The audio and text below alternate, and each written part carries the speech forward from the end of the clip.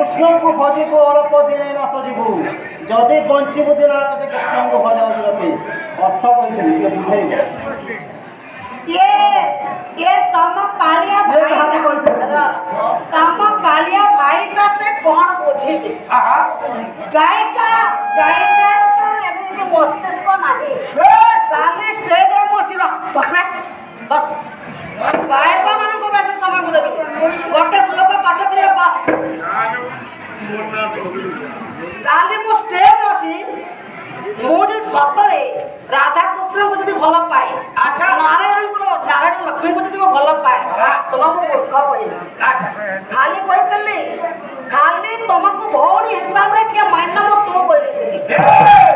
मान्य कहीं मो तो कर देथिली भौणी हिसाब रे के तो तुमको मूर्ख बोली कहला